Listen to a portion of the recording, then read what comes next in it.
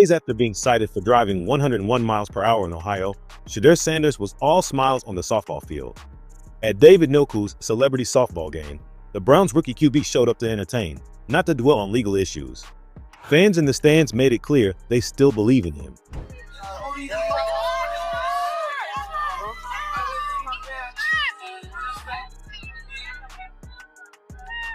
Oh! Shedeur Sanders stepped onto the field at Njoku's celebrity softball game and stole the show. Just days after the controversy that had everyone talking, many weren't even sure he'd show up. But not only did he show up, he delivered. With a powerful home run and a string of solid plays, Shedeur reminded everyone why he's a star, no matter the field. What really caught people off guard, though, wasn't just his performance. It was the overwhelming support from the crowd. Cheers echoed every time he stepped up. In a moment that could have been overshadowed by backlash, Shedeur flipped the script. Shedeur Sanders was feeling the love, especially from the young fans in the stands. One kid, loud and proud, shouted out, "You're my first QB for Cleveland!" And that moment lit a fire. You could see it in Shedeur's eyes as he stepped up to the plate. Holding the bat high, leaning back with perfect poise, he waited for the pitch. As it came in, he unleashed a swing with full force, and boom, the ball soared through the air, landing deep in no man's land. It wasn't just a hit, it was a statement. Turns out Shedeur Sanders is not just a football star. He's got serious game on the softball field too, and nobody really saw that coming. What made the day even more special was the company he kept. He wasn't out there alone. His teammates Jerry Jeudy, Joe Flacco, and David Njoku, who actually organized the whole event, were right there with him. For Shedeur, it wasn't just about fun, it was about building bonds. Spending time with veterans like Flacco and Njoku isn't just good for the vibes, it's a smart move. These moments off the field could be the key to syncing faster with the first team when the real games begin. What makes all of this even more important is the timing, because it came right after the speeding ticket controversy. Just recently, Shedeur Sanders was pulled over in Ohio for driving well over the speed limit. Headlines quickly turned harsh.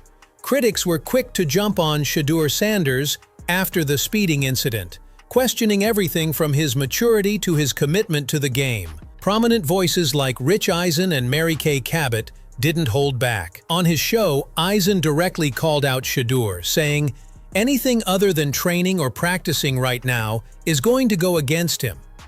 It was a rookie quarterback Shedeur Sanders says he will not drive cars anymore after his multiple speeding accidents this month. "I don't drive no more. No more." Ocho, Rick, are these speeding tickets being blown out of proportion? Ocho, go to you first. Absolutely, absolutely. Obviously, you know you're not supposed to speed. You're not supposed to speed based on whatever the speed limit may be. I think you just have to be a little more cautious. You have to be a little more cautious. I think we've all sped at some point. We've all been pulled over for a ticket at some point. Yep. You're not supposed to do it. At times, people do it based on where you are, having to get somewhere, being a little late, being behind schedule on whatever it may be. At the time, I'm assuming Shedeur was probably, I'm not sure whether it was morning, noon, or night when he was stopped over. Maybe he might have been trying to get to the stadium first. Maybe he wanted to make sure he got there at a certain time. Either way, his decision not to drive anymore, or have a driver, or have a Uber, whatever it may be, so he doesn't get any more tickets, is a step in the right direction to make sure you don't make that mistake again. Or you can just drive like I do and never go over 60 miles an hour. What you think, Rick? It's being blown out of proportion? I don't think so. I think it's a warning sign, and not an alarm, but a couple of things. And I've been there. Is you got to know when there's a lot of heat on you, lay low, right? It don't mean you always have to lay low. Is you got to have that sensitivity to when the heat is on you, lay low. And here's the other thing. I put on my psychologist hat. And, everything that went down on draft day, everybody around was pissed off, but when they showed him on camera, he seemed cool, right? And that's how you're supposed to be.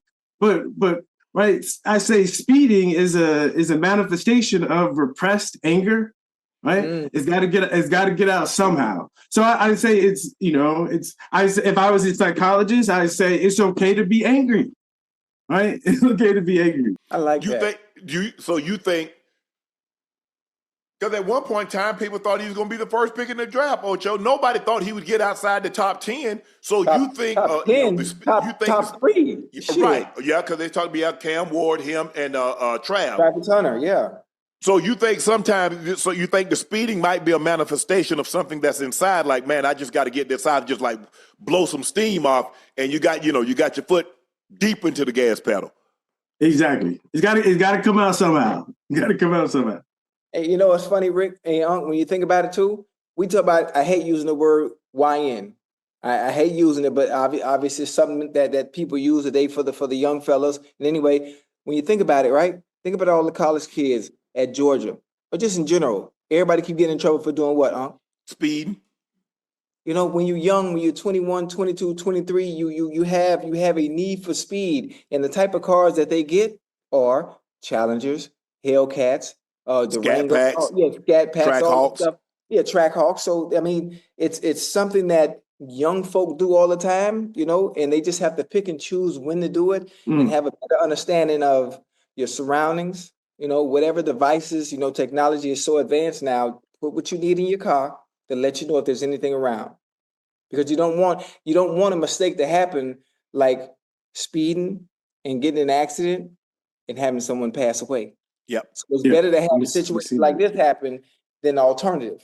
Yeah. The thing is, when you're young, Ricky, and you can attest to this, when you're young, you feel invincible.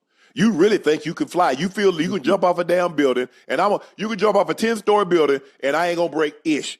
Ain't nothing gonna happen. You feel invincible because that's how we are. That's how we become who we are.